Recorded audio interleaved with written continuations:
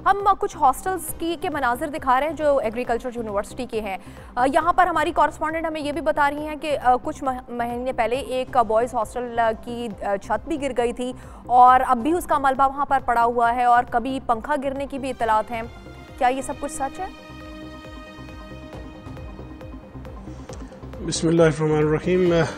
پہلی بات تو میں شکریہ ادا کرتا ہوں کہ آپ کے میڈیا کے نے زیادہ اس کو سینسٹائز کیا ہے اور اچھا کیا ہے، اس لیے کہ اس طرح کے اگر میڈیا کے ذریعے ہی پتہ چلتا رہے زیادہ چیزوں کا تو وہ تو بات ٹھیک ہے کہ ہمیں زیادہ احساس ذمہ داری ہونا چاہیے ہم لوگوں کو.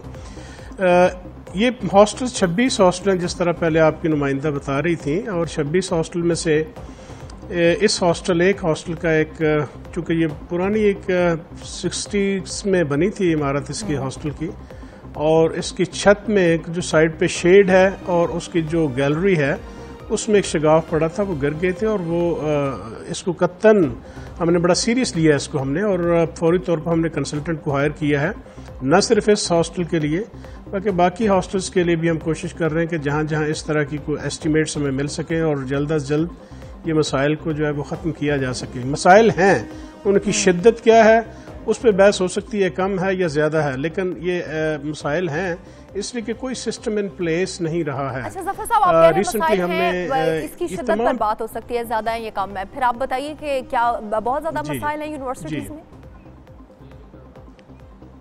نہیں، بہت زیادہ مسائل نہیں ہیں، لیکن وہی پرابلم ہے جو کہ پورے پاکستان میں پرابلم ہے. ہمارے سسٹمز کے ایشو ہیں کہ کسی سسٹم کو ہم سیریس نہیں لیتے من حیث القوم. انفارچونیٹلی یہاں تھا یہ اس طرح کا پرابلم، اور ابھی ہم نے ایک فل فلیج ڈائریکٹریٹ ابھی بنایا سنڈیکیٹ کی میٹنگ میں، جس کا کام ہی ڈائریکٹریٹ آف ریپیئر مینٹیننس اور اسکل ڈیولپمنٹ ہے. تو میرا خیال ہے کہ that would be working as 1122 of the university کے. اس طرح کے جتنے مسائل ہیں چھوٹے چھوٹے وقت سے پہلے ان کی اسیسمنٹ کی جائے اور مسائل کو حل کیا جائے. بالکل. ظفر صاحب یہ بتائے گا کہ آپ پرانی بلڈنگز کو تو رینوویٹ کیا جائے گا، کیا کچھ نئے ہاسٹلز بھی بنائے جائیں گے؟ کچھ یہ پلان ہے یونیورسٹی کے پاس؟ جی، نئے ہاسٹلز کی ہمیں ضرورت ہے. آلریڈی ہمارے پاس ہاسٹلز تو کافی ہیں، لیکن جتنی تعداد ہے وہ اس کو مد نظر رکھیں تو ہاسٹل اور بھی ہمیں چاہیے ہوں گے، اور اس کے لیے ہماری پلاننگ چلتی رہتی ہے. ہم بھیجتے رہتے ہیں گورنمنٹ کو فنڈنگ کے لیے، لیکن اقامتی سہولیات جتنی ہونی چاہیے وہ کم ہے. لیکن ایک میں بات بتاتا چلوں آپ کو کہ پوری دنیا میں بھی اس طرح کا کوئی طریقہ کار نہیں ہے کہ تمام سٹوڈنٹس کو یا میکسیمم سٹوڈنٹس کو آپ نے ہاسٹل میں رکھنا ہے. تو وہ بالعموم ہوتا یہ ہے کہ جو یونیورسٹی کے ارد گرد ٹاؤن ہوتے ہیں وہی یونیورسٹی ٹاؤن بن جاتے ہیں، وہاں بچے رہتے ہیں، اور تمام جتنے بچوں کو ایڈمیشن دیں سب کو تو رکھنا مشکل ہوتا ہے. ڈیفینیٹلی جو رورل ایریا سے بلانگ کرتے ہیں ہمارے پاس آتے ہیں، ہم ترجیحی بنیادوں پر ان کو جگہ دیتے ہیں.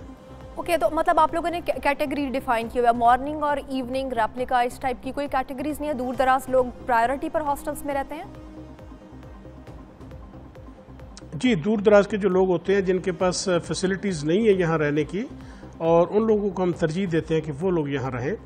اور ویسے بھی ایوننگ کالج کے پروگرام جو میرا نقطہ نظر ہے کہ اس کو کم از کم پروفیشنل ڈگری پروگرامز کی حد تک اس کو بند کیا جانا چاہیے. ہماری کیپیسٹی سے بہت زیادہ اسٹوڈنٹس یہاں ایڈمٹ ہو چکے ہیں. پہلے یہاں کیپیسٹی 8-10 ہزار کی کیپیسٹی سی، ہاں تو کم ہوں گے تو انشاءاللہ یہ جو ہاسٹل کی فیسلٹیز ہے یہ اس سے معیار بہتر ہوگا اس سے.